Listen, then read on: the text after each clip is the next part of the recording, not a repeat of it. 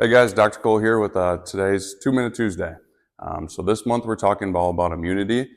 So this week we're talking about lifestyle factors for immune health, right? So this is really important to me because I used to have a lot of issues with my immune system, right? So I used to get sinus infections 2 to 3 times a year, really bad allergies, eczema, lots of different things.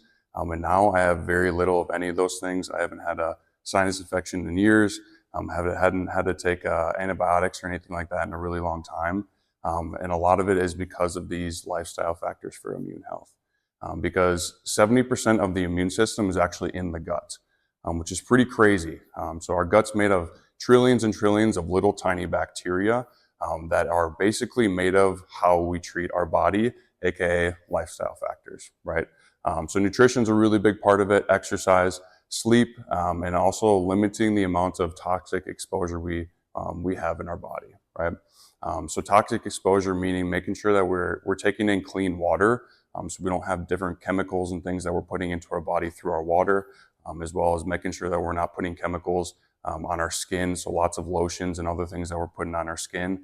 Everything we put onto our skin actually gets absorbed into our body, right? So making sure that we're not putting chemicals into our body that way is also really important. Another one is sleep, right?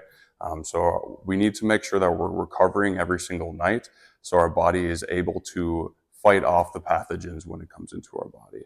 So sleep's also really important. But like we talked about, nutrition is probably the biggest part because 70% of the immune system that's in the gut, a lot of it's made out of what we're putting into our body, aka nutrition, right? So getting quality probiotics is really important. Probiotics are the bacteria that make up that gut.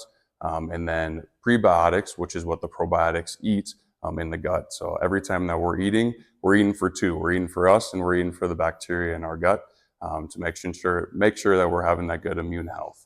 And also making sure that we're limiting the amount of processed foods and added sugars that we're taking in because those things really affect the gut. Processed foods, especially when we talk about vegetable oils are really refined oils that are really inflammatory for our body, specifically our gut, as well as the added sugars, also really inflammatory for our gut.